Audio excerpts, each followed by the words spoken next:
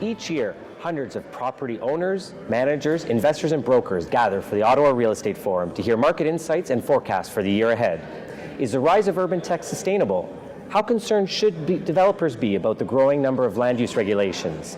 And what is driving the performance of Ottawa's industrial market? Hi, I'm Peter Kavesi, and I'm the head of content at the Ottawa Business Journal. Welcome to the Ottawa Real Estate Show, where we explore news, trends, and developments affecting the capital's commercial property market. Today, we're broadcasting from the Ottawa Real Estate Forum, where we have a series of interviews lined up with some of the city's foremost commercial property experts. In just a moment, we'll be hearing from Dominic Bonin of Skyline Commercial Asset Management about Ottawa's red-hot industrial market. Later on, we'll be speaking with Nathan Smith of Cushman & Wakefield, Ottawa, about the downtown office market. And of course, we'll be hearing expert insights from our sponsors, Mann Lawyers and CBRE Ottawa. Joining us from CBRE Ottawa is Sean Hamilton, the managing partner. And just to kick things off, we have Michael Polwin, a partner with Gowling WLG. Welcome, Michael. Thank you. So just a moment ago on a panel discussion, you were dissecting a bunch of new regulations that are affecting the commercial development industry.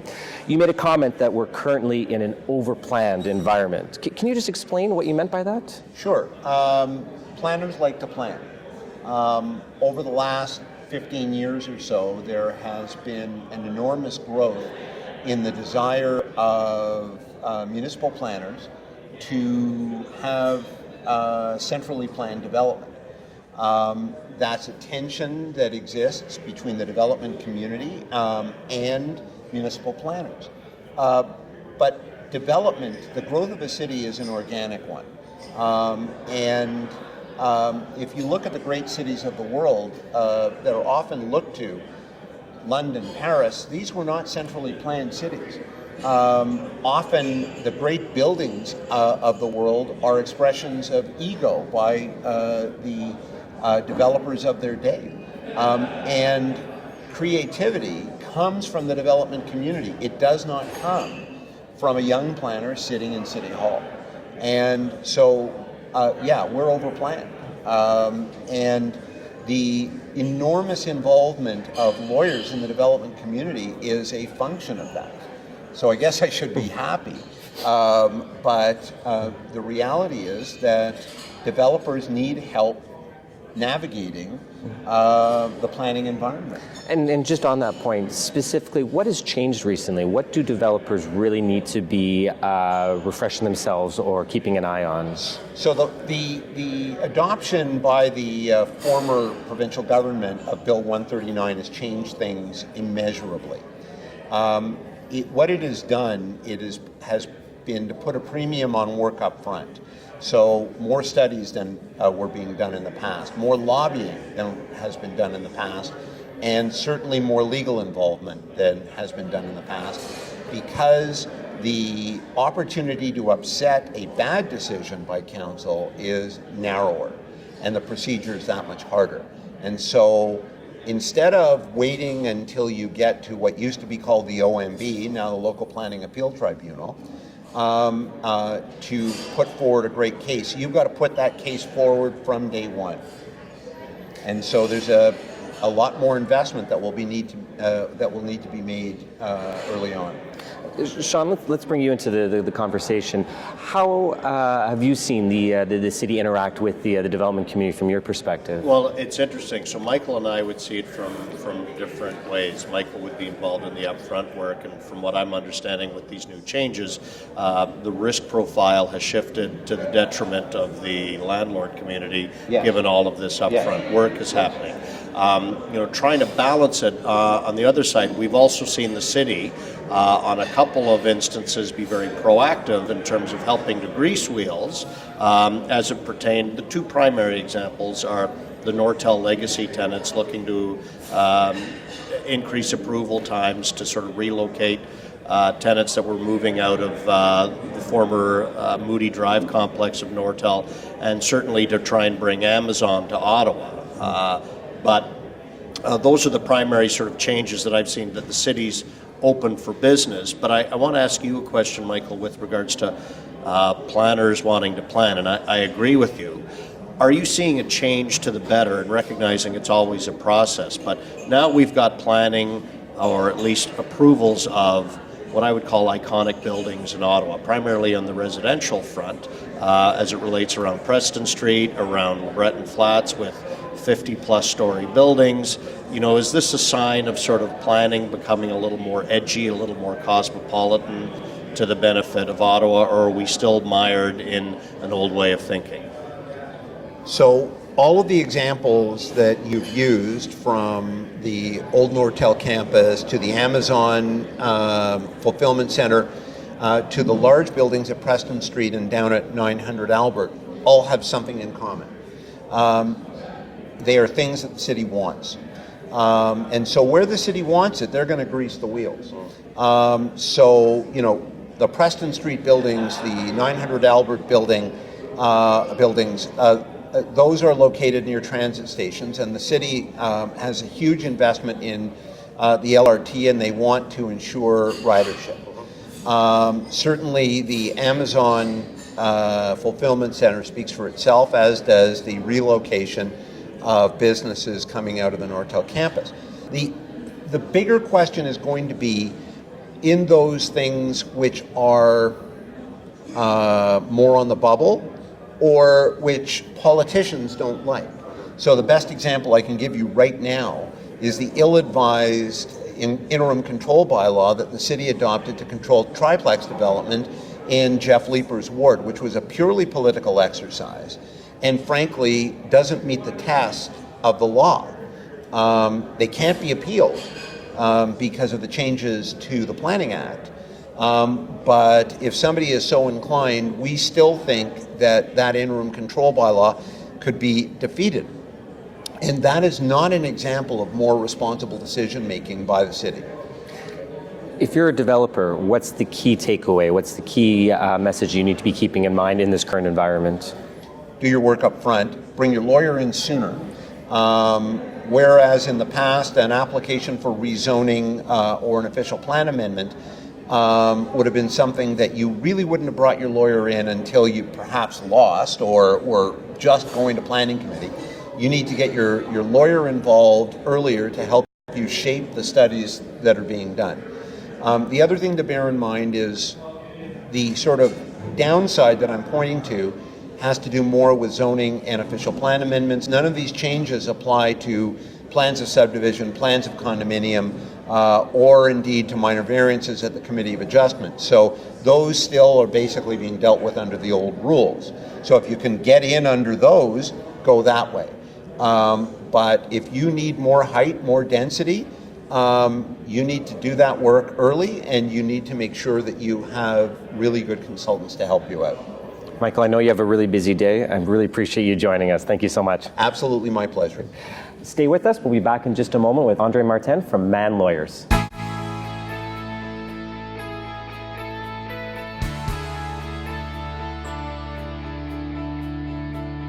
Welcome back to the 2018 Ottawa Real Estate Forum.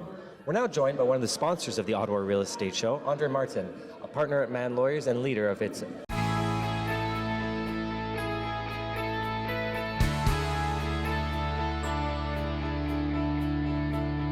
Welcome back to the 2018 Ottawa Real Estate Forum. We're now joined by one of the sponsors of the Ottawa Real Estate Show, Andre Martin, a partner at Mann Lawyers and leader of the firm's business law group. Andre, thank you so much for joining us. Pleasure being here, Peter. So you've been taking in the forum.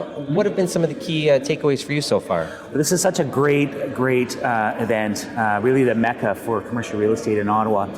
It's hard to distill it down to a couple takeaways. What's quite interesting is to hear the strategic vision of some of the biggest real estate players here in Ottawa, and the ones coming from abroad to see what their plans are for this fantastic city. The economic data is also quite reassuring. Yeah. Well, let's build on that. What's your sense of the mood in the room? What direction would you say that the commercial real estate industry in Ottawa is heading in? Oh, I think it's a fantastic mood. A lot of energy in comparison to even a few years ago. It's great. There's a lot of energy, and we're looking at a very robust market. Tenancy, vacancy rates are going down. Things are settled a little more with the government. So yeah, it's all things are looking great. And of course, real estate is one of Man Lawyer's specialty areas. I'm wondering, what are some of the issues that you're helping your clients with increasingly these days? Well, from my perspective, I bring a lot of value more on the strategic side of things for my clients. So areas of the city to develop in, types of markets that may be available to them, partners here with other developers and investors in the city. Those are kind of my three big areas that I look at. And are there any sort of current trends that you're seeing pop up increasingly at your office? So, speaking maybe of retail, we're seeing a lot of downsizing in terms of actual size of space, a little more of a move towards online retailing with having the look and feel in a brick and mortar setting. So that's certainly a trend. A lot of restaurants, the healthy eating is become much more important, especially to the millennials. So those are some of the trends we're seeing now. I was at a session earlier this morning that touched on retail, and one of the bright spots in this sector, you mentioned food, is that experiential retail uses, and again, doing new things with food is one of the big ones. Is that something you're seeing at all? Absolutely, absolutely in spades. Not only just in retail, but take Lansdowne for I think a pretty good example of an experiential development. Right down to the cinemas. So we're definitely seeing that, and it's an exciting time for us. Things have certainly changed over the last decade. Fantastic. So we've got a full afternoon ahead. Is there anything else that you're going to be watching for both this afternoon as well as the days ahead? Be out there trying to get some inside information to help out our clients, of course, like every other good lawyer, but thank you. Fantastic. Andre, thank you so much for joining us. It was great seeing you again. Pleasure. My pleasure. Man Lawyers is a full-service law firm with more than 30 lawyers and experts in all practice areas, including corporate, commercial litigation, real estate, and other areas. You can learn more at manlawyers.com.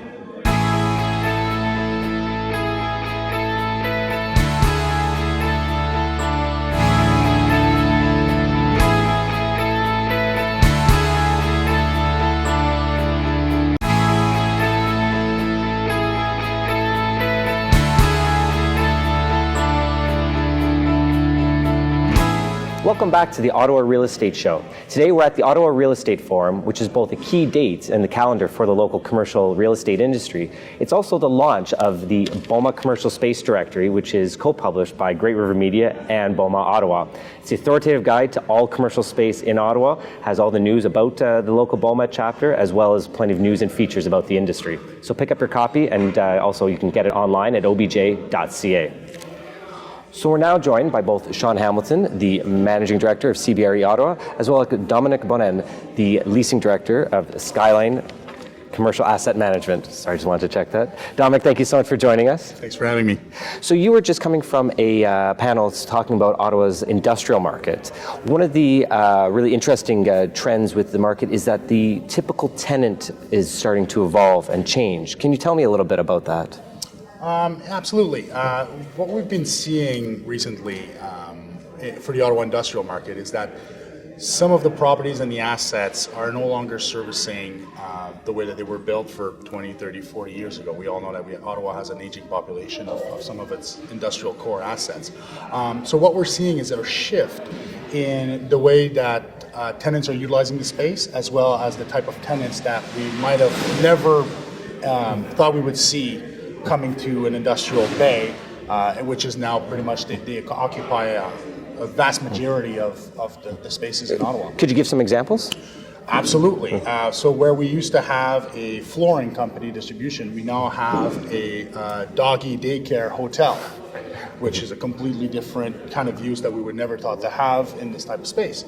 Microbreweries are another example where 5, 10 years, 20 years ago, what you would have had a production facility in some place, and then, a distribution, and then where now it's all coming out from the same spot. They even have, a taste bar at the entrance. So you're hitting multiple facets of their industries, of their business in one location.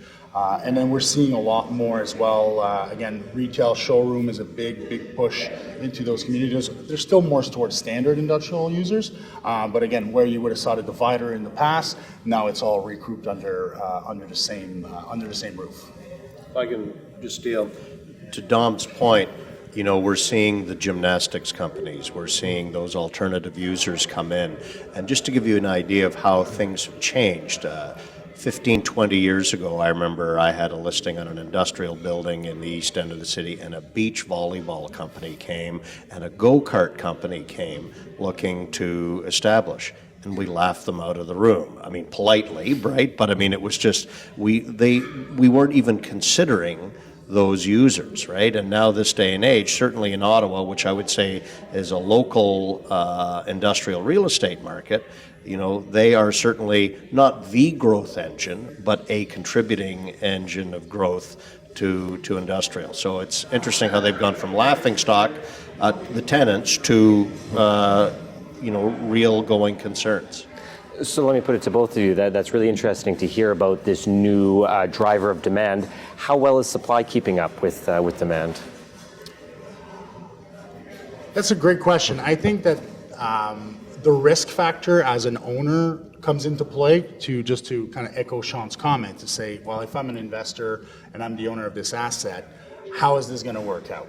And depending on how much implication they want the landlord to be in terms of financial contributions, TIs, those are the sort of things that as an owner you have to kind of look back. So in terms of how's the supply coming in, you have to be honest in terms of the quality of your product and what your product is best seen.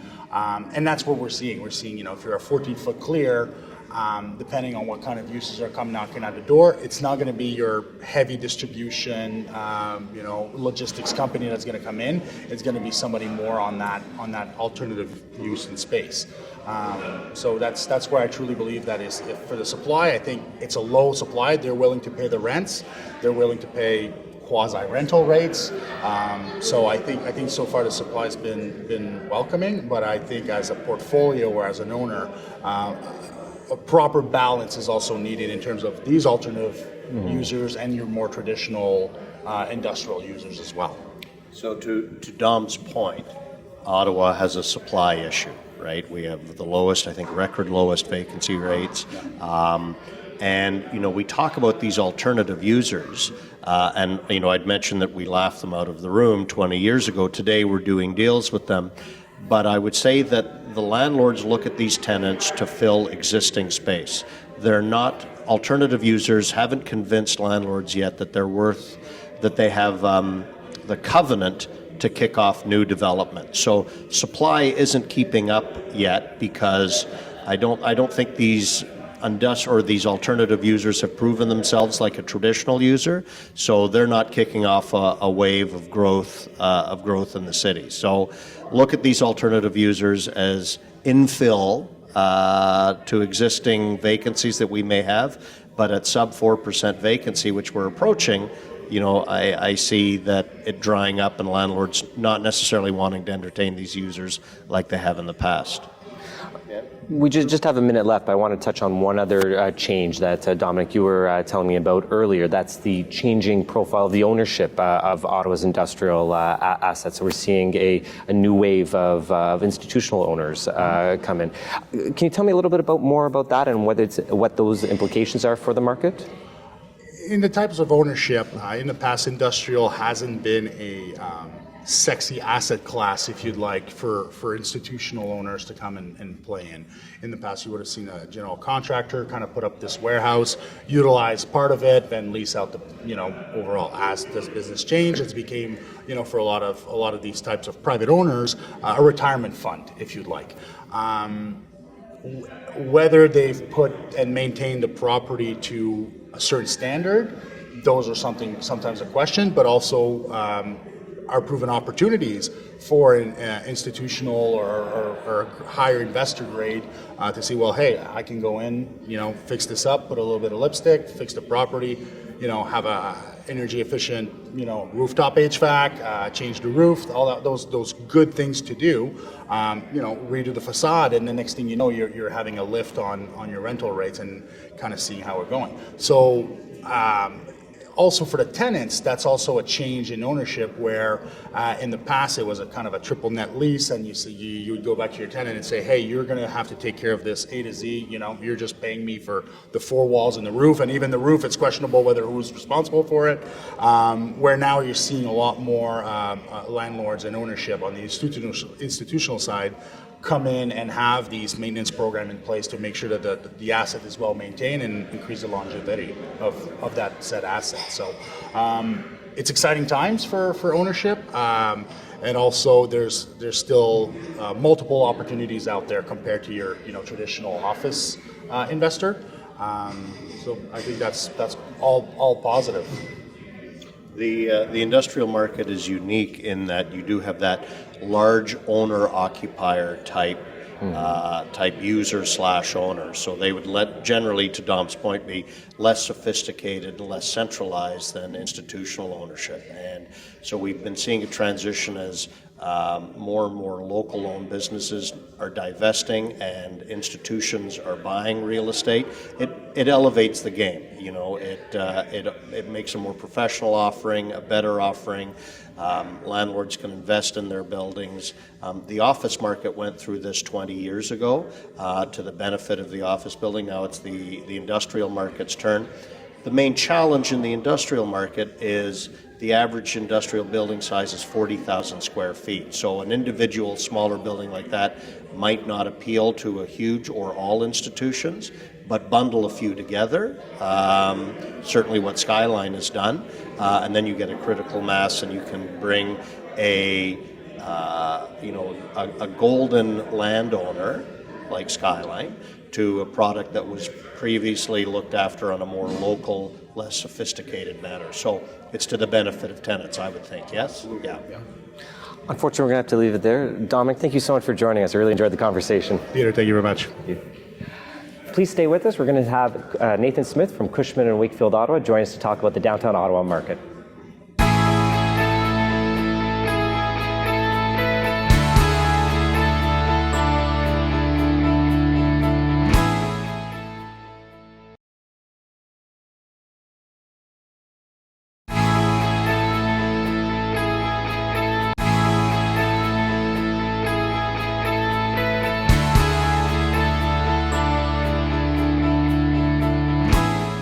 Welcome back to the Ottawa Real Estate Show. Once again, I'm joined by Sean Hamilton, the Managing Director of CBRE Ottawa. As well, I'm joined by Nathan Smith, the Managing Director of Cushman & Wakefield Ottawa. Nathan, thank you so much for joining us. Thanks for having me. You were just moderating a panel on the transformation of downtown Ottawa. The rise of urban tech was a really hot topic. But before we jump into what's happening right now, I was wondering if you can help us put what's happening today in a bit of context. What did we see when it came to technology in the downtown sector in the late 90s and early 2000s? So when we talk about urban tech and urban tech moving downtown, it's something, as you said, that we saw in the mid to late 90s when Canada vacancy rate was 0%. And there was no space in Canada where technology used to cluster. And so they all moved downtown, quite frankly, at the expense of the federal government because they were fleet or afoot. They took a lot of big space downtown, took several of the buildings, one on Metcalfe Street, one on Elizabeth Street. They took the entire building and they came. They occupied the space, and with the tech bust of 2001, they left the downtown core. So it wasn't a strategy, an employment strategy or a business strategy. It was more of a need for space, need for large space, and the opportunity to come downtown to get that large space. So we saw them retreat from the downtown core. This time we think it's a little bit different. So obviously the big name is Shopify. So Shopify started in the Byward Market. They moved into the downtown core. They took a significant spot at 150 Elgin Street, 170,000 square feet. And now they've made this massive commitment for 440 at 234 Laurier. So that's the big urban tech story, and a growing company that continues to grow and quite frankly continues to take that amount of space in markets across the country.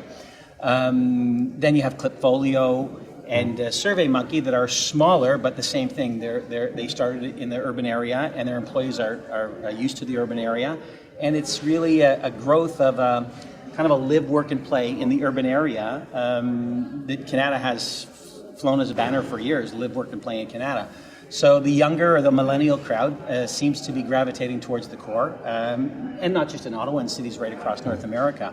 So it's a major it's a major part. It's a big part of the downtown core. And on our panel we had Manulife, Great-West Life, Morguard, and Bentall, and they all felt that it was a niche market that could grow into something larger. Obviously, the Shopify's are large, but an opportunity to grow. And then when we overlap the federal government's requirements in downtown, and they occupy more than half the space in downtown, so they are really the driver of that market. But what they do in a soft market, when they start to accumulate space, vacancy rates go down, and then that last piece that you have, let's say you have 7% vacancy or 8% vacancy, you have the opportunity to rent that at much higher rates because it's a landlord's market. Vacancy rates are low, and the urban tech firms are generally small relative to the footprint of the federal government, again with the exception of Shopify. So you have that opportunity to enhance value. So the landlords are keen. They would like to try and get the highest rent out of their buildings, obviously, and more importantly, to try and grow that market downtown. So there's an alternative, because where there's one Shopify, and everybody says there's one Shopify, there'll be others that will come and will be of size. And that's how Canada grew. Pass the microphone to Sean. Let's get Sean into the conversation. You were just, could you pass the microphone to Sean? Sure. Well, I just have a question for Nathan. So I look back 20 years ago when roughly Calgary and Ottawa were around the same size. And, Nathan was speaking, and rightly so, about that last mile of, when we're at like 5 or 7%, the vacancy rates or the rental rates will go up, and that might appeal more to a private sector tenancy. But if you look at other private sector cities like Calgary, or anywhere, whereby if you're at 5% vacancy, net effective rents will generally skyrocket and cranes will go in the air, right? Certainly that happened with Calgary. Calgary's on tough times now, but they have grown at a much faster rate than Ottawa, primarily because our growth has been tethered to the federal government. With now, and I'm not even going to say an equalizing, but with the rise of a sustainable private sector in Ottawa, whereby we call it urban tech or the service, accounting, lawyers, do you see that potentially driving rental rates above what traditionally has been the ceilings in Ottawa, and perhaps leading to cranes being in the ground earlier than they would have been in the past? Because we're the only market in North America. Downtown had 8 years of 3% and below vacancy rates and no development. Yeah, so it's interesting because we did ask the panel this morning, is Ottawa poised for new development in downtown Ottawa? You have LRT opening, hopefully soon. You have this urban tech that's growing, and you have the feds who have been, demonstrable, certainly in the East End. Vacancy rates, not vacancy rates, but they've taken by the end of this year, if the last two tenders that are on the street get awarded, they will have taken 500,000 square feet in the last 20 months in the eastern suburban market, dropping the vacancy rate, and it's really been the only weak market in the region, dropping the vacancy rate from somewhere in the early 20s to probably slightly below 10%. So a significant difference in that market. And so when you focus that on downtown, and we said to them, like, Mark, the vacancy rate overall is 7.1, the A-class market is 4%, it's like back to its usual stable self. Would that not promote development? The people on the panel were conservative, and they said, well, if the feds came out, and we do know that the feds are talking about 130,000 square foot EOI for downtown, or for the central area, that will give time for development. So, if the feds sponsored that size, would you guys build on the private sector, on the strength of the private sector and the strength of the emerging urban tech market?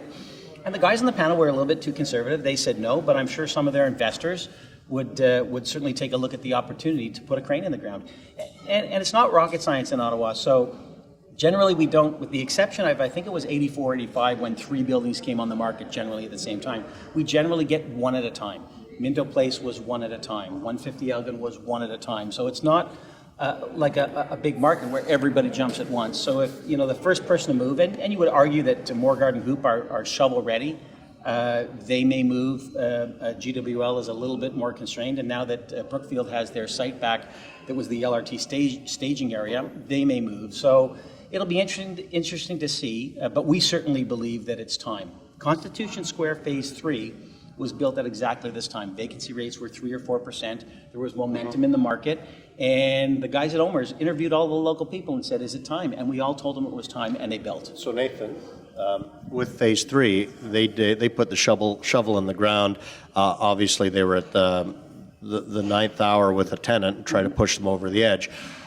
Minto Place, 180 Kent, was built it and it was full before they Before it kept. finished. Yeah. Are we at that point now where it's build it and they will come? Do we have that kind of demand?